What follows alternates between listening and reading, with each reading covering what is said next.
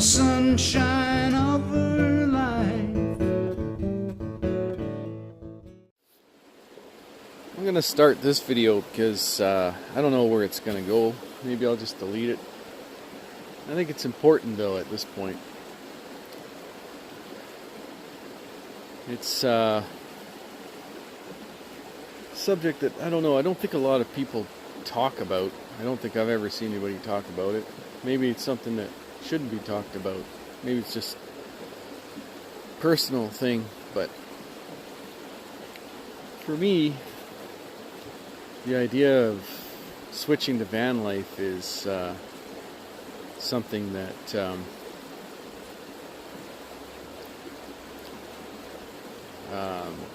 I just wanted to talk about the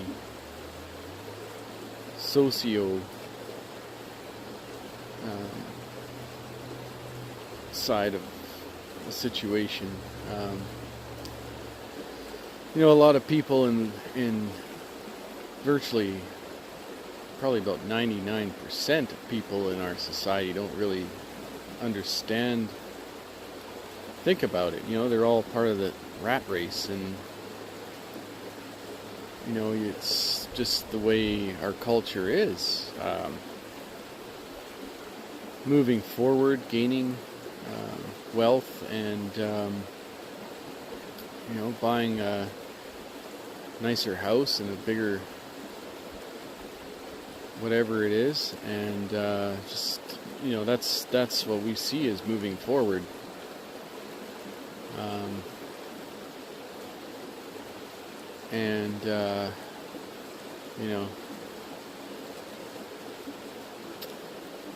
Driving through town in your camper van, and it looks like you're living in it, or parked down by the river in my camper van. I've had that with jobs too. Everybody's, oh, what do you do for a living? And you kind of so many people just want to hype it up, like, oh yeah, I do this or that, or I went to school for this, but I do that. It's like you're working a job you like much better. It's better for you. It's better for the moment. It's maybe not what you went to school for. I have a degree in this, but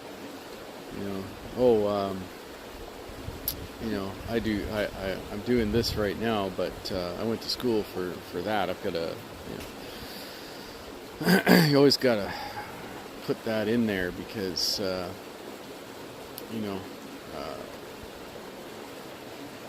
people just gauge you by what your highest achievement is, I guess. And I feel like switching to van life, I mean, it's hard. It's not easy. I've had 5 houses in my life, and lots of mortgages, and pretty nice houses too, and not so nice houses that sell for a lot of money. I still wish I had some of those houses, because the way the real estate's gone in British Columbia is my last place that I sold for 200 and something went for 750 last time. I kind of wish I kept that, but I wasn't very happy with it. I didn't really care for it at the time. I just wanted to get rid of it. I needed the money, obviously. That's why I sold it. But in hindsight, it would have been nice if I still had that. I could sell it right now. And living this life, that would be enough for retirement. Absolutely, without a question. I even pondered that and talked to people about that, and, back then, and they would say, "Oh no, you can't retire on $700,000. Forget it. No way." But doing this, you'd be easily retired on 700,000. Like that's money in the bank. That's investments. That's, ample living money. Stupid how much you could do with that kind of money if you're living the van life. That's, can't even describe that. And, how many people are out there sitting on something worth that much money? And they might still be struggling to make their mortgage payments, or even if, like my last house, I rented it out, and the taxes and insurance and ongoing maintenance costs and everything were more than the mortgage payment was. If I had that house paid off, I'd still be spending over, around $1,000 a month just to keep the place, keep the taxes paid and the water, sewer, garbage, and and maintenance and insurance is done. I guess there's a couple insurances that would leave without the mortgage, but still, it's a lot of money. They're not, they're just upkeep and maintenance costs. After the rent is paid, you get your revenue from rent. You've got virtually nothing. You got a couple $100 a month left over. If the roof needs to be repaired, or the furnace dies, or some emergency comes up, that sets you back on your gains by months. But yeah, every situation's a little bit different. But that was mine.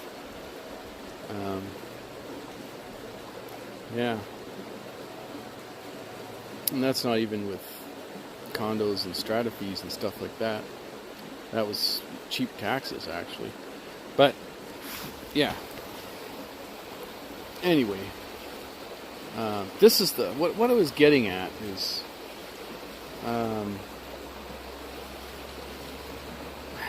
van life is hard. It's not the easy way out. The easy way out is just doing what we all know. Just conforming to what your neighbors are doing, going to work every day and just grinding it out and paying your mortgage and stuff.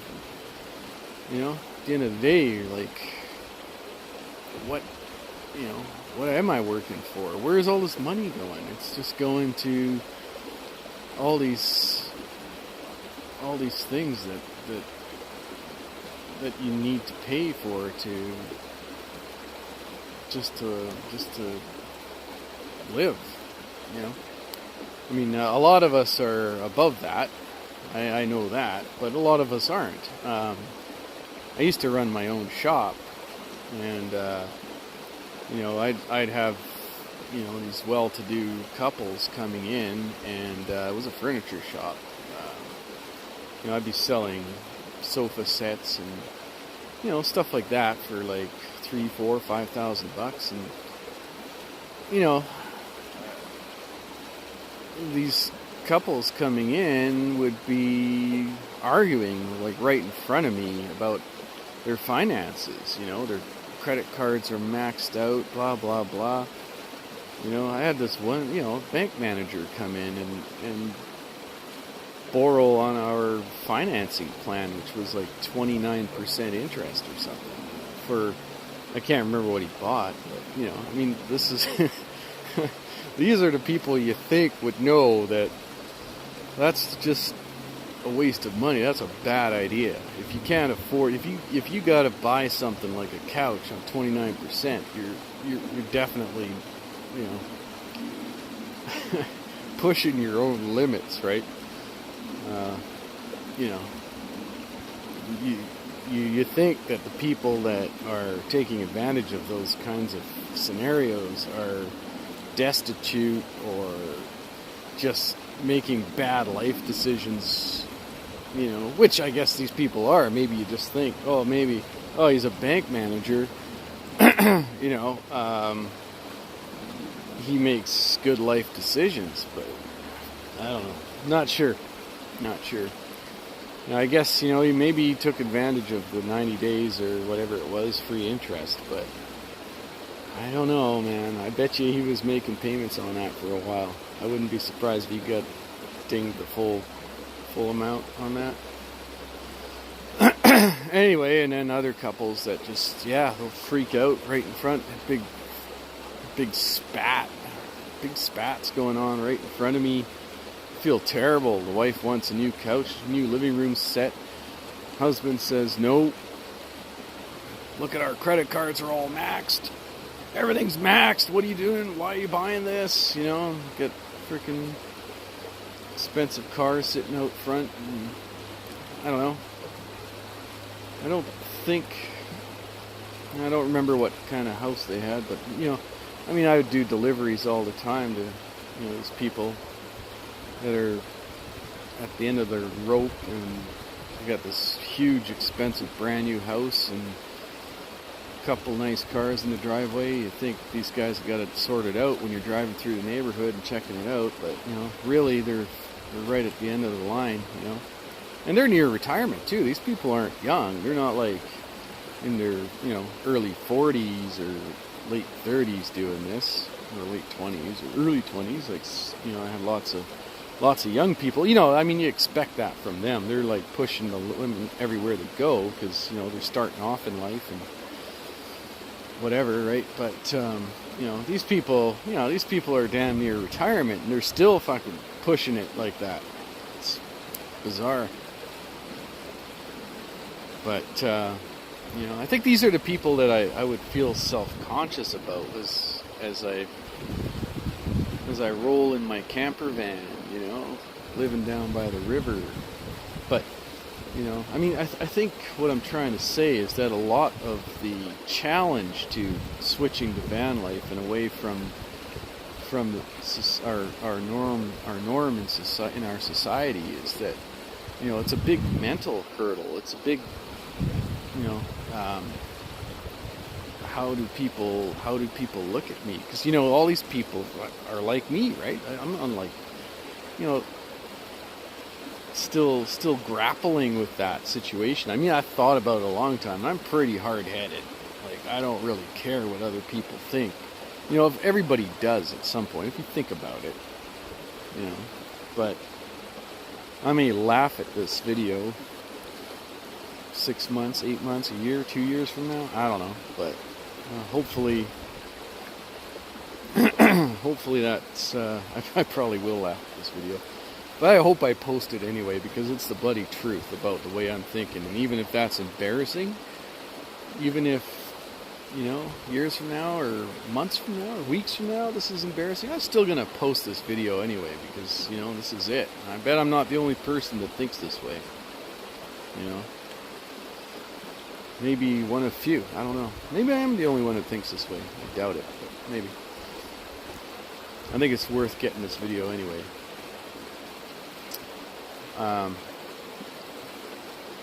Yeah, I think I'll my phone's starting to die here. I'm going to have to finish this topic. I think I'm going to talk a lot about this because I think it's interesting. I think it's the one of the biggest hurdles to doing the van life, which is like I say, it's tough. Like it's not the easy way out. I think a lot of people think it's the easy way out, but it's not. It's working hard against your own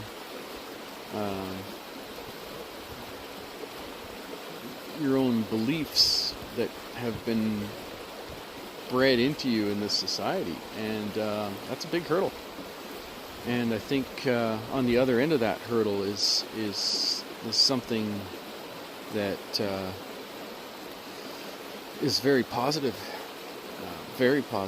and I'm just exploring that, you know. Anyway, that's it because my phone is dying. More of this later. Well, no one talks too much about the fact that the devil kind of lives in Greendale. They try to ignore it because you can't really see him, so he might not really be there. But sometimes shoppers can see him reflecting in the window of storefronts and things like that. They turn around and there's nobody there.